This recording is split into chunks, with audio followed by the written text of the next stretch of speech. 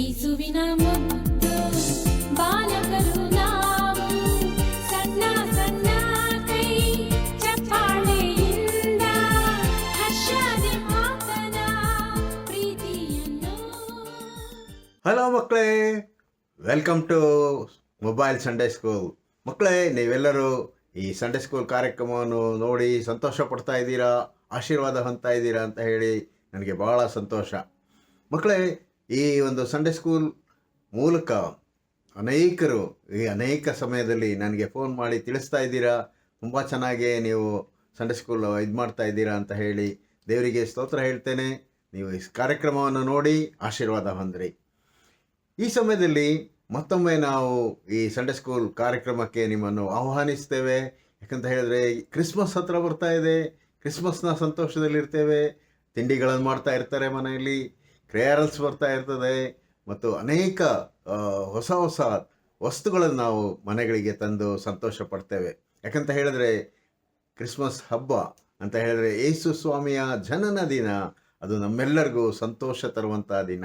ಹೇಗೆ ಪ್ರತಿಯೊಬ್ಬರ ಹುಟ್ಟಿದ ದಿನ ಎಲ್ಲರೂ ಬರ್ತ್ಡೇಯನ್ನು ನಾವು ಹೇಗೆ ಆಚರಿಸ್ಕೊತೇವೋ ಅದೇ ರೀತಿಯಲ್ಲಿ ಯೇಸು ಸ್ವಾಮಿಯ ಈ ಒಂದು ಕ್ರಿಸ್ಮಸ್ ಅದು ಬಹಳ ಸಂತೋಷಕರವಾದದ್ದು. ಮಕ್ಕಳೇ, ನಾವು ಈ ದಿನದಲ್ಲಿ ನಾವು ನೋಡುವಂಥ ಈ ಒಂದು ಕಥೆಯಲ್ಲಿ ನಾವು ಯೇಸು ಸ್ವಾಮಿ ಬರುವುದಕ್ಕಿಂತ ಮುಂಚೆ ಹೇಗೆ ಸಿದ್ಧತೆಗಳು ನಡೆದವು ಅಂತ ಹೇಳಿ ನಾವು ನೋಡ್ತೇವೆ. ಅದೇ ರೀತಿಯಲ್ಲಿ ನಾನು ನಿಮಗೆ ಈ ಬೈಬಲ್ ಕಥೆ ಹೇಳೋದಕ್ಕಿಂತ ಮುಂಚೆ ಬೇರೆ ಒಂದು ಕಥೆಯನ್ನು, ನಿಜವಾದಂಥ ಘಟನೆಯನ್ನು ಹೇಳಿ ಹೇಗೆ ದೇವರು ಅಸಾಧ್ಯವಾದದ್ದನ್ನು ಸಾಧ್ಯ ಮಾಡ್ತಾನೆ ಅಂತ ಹೇಳಿ ನಿಮಗೆ ಹೇಳ್ತೇನೆ. ಸ್ಪೈನ್ ದೇಶದ ಒಬ್ಬ ರಿಪೋರ್ಟರ್ ಅಂತ ಹೇಳಿದ್ರೆ ಎಲ್ಲ ದೇಶಗಳಿಗೆ ಸುತ್ತಾಡಿ ಅಲ್ಲಿರುವಂಥ ವಿಷಯಗಳನ್ನು ಕಲೆಕ್ಟ್ ಮಾಡಿ ಈ ಪೇಪರ್ನಲ್ಲಿ ಪ್ರೆಸೆಂಟ್ ಮಾಡೋದಕ್ಕೆ ಅಂತ ಹೇಳಿ ಇರುವಂಥ ಒಬ್ಬ ವ್ಯಕ್ತಿ ಇದ್ದ. ಅವನ ಹೆಸರು ಇವಾನ್ ಮಂಬ್ರೋ ಅಂತ ಹೇಳಿ. ಇವಾನ್ ಮಂಬ್ರೋ ಎಲ್ಲ ದೇಶಗಳಲ್ಲಿ ಹೋಗಿ ಆ ದೇಶದ ಸ್ಥಿತಿಗತಿಗಳನ್ನು ಅದನ್ನು ಬರೆದು ಪೇಪರ್ನಲ್ಲಿ ಪಬ್ಲಿಷ್ ಮಾಡಿ ಅವರಿಗೆ ರಿಪೋರ್ಟ್ ತಿಳಿಸಿ ಅವನೇನು ಮಾಡ್ತಿದ್ದ, ಆ ಕೆಲಸವನ್ನು ಮಾಡ್ತಾ ಇದ್ದ. ಬೇರೆ ಬೇರೆ ದೇಶಗಳಿಗೆ ಹೋಗಿ ಅಲ್ಲಿನ ಸೌಂದರ್ಯ, ಅಲ್ಲಿನ ಜನಜೀವನ, ಅಲ್ಲಿನ ಬೇರೆ ಬೇರೆ ಬೆಟ್ಟಗುಡ್ಡಗಳು ಅವೆಲ್ಲವೂ ಏನೇನೋ ವಿಖ್ಯಾತಿಯಾಗಿರ್ತದೆ ಅಂತ, ಫೇಮಸ್ ಆಗಿರ್ತದೆ, ಅದೆಲ್ಲವನ್ನು ಅವನು ರಿಪೋರ್ಟ್ ಮಾಡುವಂಥ ಕೆಲಸ ಅವನದಾಗಿತ್ತು. ಹೀಗೆ ಅವನು ಅನೇಕ ದೇಶಗಳಲ್ಲಿ ತಿರುಗಿ ಬಹಳ ಫೇಮಸ್ ಆಗಿದ್ದ. ಈ ಸಮಯದಲ್ಲಿ ಒಂದು ಪ್ರಯಾಣ ಮಾಡಬೇಕಾದ್ರೆ ಏನಾಗ್ತದೆ, ಅವನಿಗೆ ಆಕ್ಸಿಡೆಂಟ್ ಆಗಿಬಿಡ್ತದೆ. ಆಕ್ಸಿಡೆಂಟ್ ಆಗಿ ಅವನ ಕಾಲು, ಕೈ ಎಲ್ಲ ಬಹಳವಾಗಿ ಇಂಜೂರ್ ಆಗ್ಬಿಡ್ತದೆ ಅಂತ ಹೇಳಿದ್ರೆ ಗಾಯಗಳಾಗ್ಬಿಡ್ತದೆ. ಆಮೇಲೆ ಅವನನ್ನು ತೊಗೊಂಡೋಗಿ ಹಾಸ್ಪಿಟ್ಲಿಗೆ ಹಾಕ್ತಾರೆ. ಹಾಸ್ಪಿಟ್ಲಿಗೆ ಹಾಕಿದಾಗ ಅಲ್ಲಿ ಡಾಕ್ಟರ್ ಎಲ್ಲ ಪರೀಕ್ಷೆ ಮಾಡಿ ನೋಡ್ತಾರೆ, ಹೇಳ್ತಾರೆ ಒಂದು ಕಾಲು ಏನಾಗಿದೆ, ಅದು ಸಂಪೂರ್ಣವಾಗಿ ಪುಡಿ ಪುಡಿಯಾಗಿ ಹೋಗ್ಬಿಟ್ಟಿದೆ, ಮೂಳೆ ಎಲ್ಲ ಪುಡಿ ಪುಡಿಯಾಗಿದೆ ಅಂತ ಹೇಳ್ತಾರೆ. ಆಮೇಲೆ ಹೇಳ್ತಾರೆ, ನೋಡು ನಿನಗೆ ಶುಗರ್ ಇರೋದ್ರಿಂದ ಅಂತ ಹೇಳಿದ್ರೆ ಸಕ್ಕರೆ ಕಾಯಿಲೆ ಇರೋದ್ರಿಂದ ಆ ಕಾಲನ್ನು ಸಂಪೂರ್ಣವಾಗಿ ಕತ್ತರಿಸಿ ತೆಗೆಯದೆ ಹೋದರೆ ಏನಾಗ್ತದೆ, ನಿನ್ನ ದೇಹ ಗ್ಯಾಂಗ್ರೀನ್ಗೊಳಗಾಗಿ ಸಾವನ್ನು ಅಪ್ಪಬೇಕಾಗ್ತದೆ ಅಂತ ಹೇಳಿ. ಅವಾಗ ಅವನಿಗೆ ಬಹಳ ದುಃಖ ಆಗ್ತದೆ. ಅವಾಗ ಅವನೇನು ಮಾಡ್ತಾನಂತ ಹೇಳಿದ್ರೆ ದೇವರ ಕಡೆಗೆ ತನ್ನ ದೃಷ್ಟಿಯನ್ನು ಹಾರಿಸ್ತಾನೆ, ದೇವರಿಗೆ ಪ್ರಾರ್ಥನೆ ಮಾಡ್ತಾನೆ. ದೇವರೇ, ಇಂಥ ಒಂದು ಸಂದಿಗ್ಧ ಪರಿಸ್ಥಿತಿಯಲ್ಲಿ ನೀನು ನನ್ನನ್ನು ಸಂಪೂರ್ಣ ಗುಣಪಡಿಸಿದರೆ ನಾನು ಈ ಲೋಕದ ಕಟ್ಟಕಡೆಯವರೆಗೆ ಹೋಗಿ ನೀನು ಮಾಡಿದ ಅದ್ಭುತ ಕಾರ್ಯಗಳನ್ನು ನಾನು ತಿಳಿಸ್ತೇನೆ, ನನ್ನನ್ನು ಸಂಪೂರ್ಣ ಗುಣ ಮಾಡು ಅಂತ ಹೇಳಿ ಬಹಳವಾಗಿ ಪ್ರಾರ್ಥನೆ ಮಾಡ್ತಾನೆ. ಡಾಕ್ಟರ್ ಹೇಳ್ತಾರೆ, ನೋಡು ಬೇಗನೆ ಆಪ್ರೇಷನ್ ಮಾಡಬೇಕು, ಇಲ್ಲ ಅಂತ ಹೇಳಿದ್ರೆ ನಿನ್ನ ಕಾಲಿನ ಒಂದು ಪರಿಸ್ಥಿತಿ ಇಡೀ ದೇಹದ ಮೇಲೆ ಪರಿಣಾಮ ಬೀರ್ತದೆ ಅಂತ ಹೇಳ್ತಾರೆ. ಅದ್ರ ಜೊತೆಯಲ್ಲಿ ಅವನು ಒಪ್ಪದೇ ಇರೋದಕ್ಕೆ ಏನು ಮಾಡ್ತಾರಂತ ಹೇಳಿದ್ರೆ ತಜ್ಞರನ್ನು ಅಂತ ಹೇಳಿದ್ರೆ ಸೈಕಾಸ್ಟಿಕ್ ಅಂತೀವಲ್ಲ, ಅವರನ್ನು ಕರ್ಕೊಂಡ್ಬಂದು ಅವನಿಗೆ ಬುದ್ಧಿವಾದ ಹೇಳಿಸ್ತಾರೆ. ಅವಾಗ ಅವನು ಜೋರಾಗಿ ಹೇಳ್ತಾನೆ, ನನಗೆ ಯಾರು ಬುದ್ಧಿವಾದ ಹೇಳೋದು ಬೇಡ, ನಾನು ಯೇಸು ಸ್ವಾಮಿಯಲ್ಲಿ ಭರವಸೆ ಇಟ್ಟಿದ್ದೇನೆ, ನನಗೆ ಗುಣ ಆಗ್ತದೆ, ನಾನು ಗುಣಪಡಿಸ್ತಾ ಅಂತ ದೇವರು ನನಗಿದ್ದಾನೆ ಅಂತ ಹೇಳಿ ಆತನ ಹೇಳ್ತಾನೆ.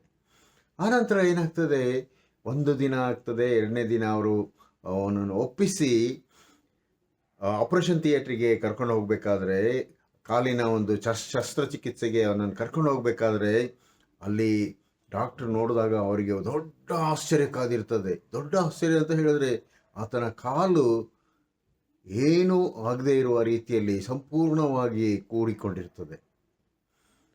ಆ ಆ ಒಂದು ವಿಷಯವನ್ನು ನೋಡಿದಂಥ ಆ ಡಾಕ್ಟ್ರುಗಳ ಒಂದು ಟೀಮ್ ಅಂತ ಹೇಳಿದ್ರೆ ಒಂದು ಗುಂಪು ಆಶ್ಚರ್ಯವಾಗಿ ಅವರು ಎಕ್ಸ್ರೇ ತೆಗೆದಿರೋದನ್ನು ನೋಡ್ತಾರೆ, ಅವನ ಕಾಲನ್ನು ನೋಡ್ತಾರೆ. ನಿಜವಾಗ್ಲೂ ಒಂದು ಅದ್ಭುತ ಕಾರ್ಯ ಆಗಿದೆ. ಏನಂತ ಹೇಳಿದ್ರೆ ಇಡೀ ಈ ಒಂದು ಮೆಡಿಕಲ್ ಹಿಸ್ಟ್ರಿಯಲ್ಲಿ ಆಗದೇ ಇರುವಂಥದ್ದೊಂದು ಸಂಭವಿಸಿದೆ. ಏನಂತ ಹೇಳಿದ್ರೆ ಆ ಕಾಲು ಸಂಪೂರ್ಣವಾಗಿ ಕೂಡಿ ಗುಣವಾಗಿದೆ. ಬಹಳ ಆಶ್ಚರ್ಯದಿಂದ ಡಾಕ್ಟರೆಲ್ಲ ಆಶ್ಚರ್ಯ ಪಡ್ತಾರೆ. ಏನಿದು ಈ ರೀತಿಯಾಗಿ ನಾವು ಕಂಡು ಕೇಳದಂಥ ಒಂದು ಸಂಗತಿ ಆಗಿದೆ ಅಂತ ಹೇಳಿ ಅವರು ಆಶ್ಚರ್ಯ ಪಡ್ತಾರೆ. ಆದರೆ ಮ್ಯಾಮ್ರೋ ಅಂತ ಹೇಳಿದ್ರೆ ಇವಾನ್ ಮ್ಯಾಮ್ರೋ ಜೀವಿತದಲ್ಲಿ ದೇವರು ಒಂದು ಅದ್ಭುತ ಕಾರ್ಯ ಮಾಡಿದ್ದ. ಏನಂತ ಹೇಳಿದ್ರೆ ಸಂಪೂರ್ಣವಾಗಿ ಗುಣಪಡಿಸಿದ್ದ. ಆ ಗಾಯಗಳೆಲ್ಲ ವಾಸಿಯಾಗುವವರೆಗೆ ಇವಾನ್ ಮ್ಯಾಮ್ರೋ ಹಾಸ್ಪಿಟ್ಲಲ್ಲಿ ಇದ್ದು ಆತನು ಗುಣಮುಖನಾದ. ಆನಂತರ ಆತನು ಮಾಡಿದ್ದೇನೆ ಅಂತ ಹೇಳಿದ್ರೆ ದೇವರು ತನಗೆ ಮಾಡಿದಂಥ ಅದ್ಭುತ ಕಾರ್ಯವನ್ನು ಇಡೀ ಲೋಕಕ್ಕೆ ಹೋಗಿ ಆತನು ಪ್ರಚುರಪಡಿಸ್ತಾ, ವಿಟ್ನೆಸ್ ಹೇಳ್ತಾ, ಸಾಕ್ಷಿ ಹೇಳ್ತಾ ಏನು ಮಾಡ್ತಾನಂತ ಹೇಳಿದ್ರೆ ತನ್ನ ಪ್ರಯಾಣವನ್ನು ಮುಂದುವರಿಸ್ತಾನೆ. ಮಕ್ಕಳೇ, ನಮ್ಮ ಜೀವಿತದಲ್ಲಿ ಕಷ್ಟಗಳು ಬರ್ಬೋದು, ಆದರೆ ಅದನ್ನು ದೇವರು ಸಾಕ್ಷಿಗಾಗಿ ಉಪಯೋಗಿಸಿ ಆತನು ತನ್ನನ್ನು ಮಹಿಮೆ ಪಡಿಸಿಕೊಳ್ತಾನೆ. ಅದೇ ರೀತಿಯಲ್ಲಿ ಅಸಾಧ್ಯವಾದದ್ದನ್ನು ಸಾಧ್ಯ ಮಾಡುವಂಥದ್ದ ಕಥೆಯನ್ನು ನಾವು ಈ ದಿನ ಬೈಬಲ್ನಲ್ಲಿ ಕೇಳ್ತೇವೆ. ಅದು ಯಾರ್ದಂತ ಹೇಳಿದ್ರೆ ಜಕರಿಯದ ಮತ್ತು ಎಲಿಜಬೆತಳದ್ದು. ಮುಪ್ಪಿನ ಕಾಲದಲ್ಲಿ ಅವರಿಗೆ ಮಗುವನ್ನು ಕೊಟ್ಟದ್ದು. ಅದನ್ನು ನಾವು ಈ ದಿನ ಕೇಳಕ್ಕೆ ಹೋಗೋಣ. ಮಕ್ಕಳೇ, ಸಣ್ಣದಾದ ಪ್ರಾರ್ಥನೆ ಮಾಡಿ ನಾವು ಮುಂದುವರಿಸೋಣ.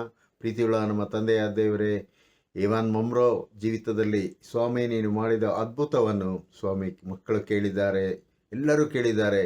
ಎಲ್ಲರನ್ನೂ ನೀವು ಆಶೀರ್ವದಿಸಿರಿ. ಅವರ ಜೀವಿತದಲ್ಲೂ ಸಹ ದೊಡ್ಡ ಅದ್ಭುತ ಕಾರ್ಯ ಮಾಡಿ ನೀವು ಮಹಿಮೆ ಹೊಂದಬೇಕೆಂದು ಯೇಸುವಿನ ನಾಮದಲ್ಲಿ ಬೇಡಿ ಹೊಂದಿದ್ದೇವೆ ತಂದೆಯೇ, ಆಮೇನ್.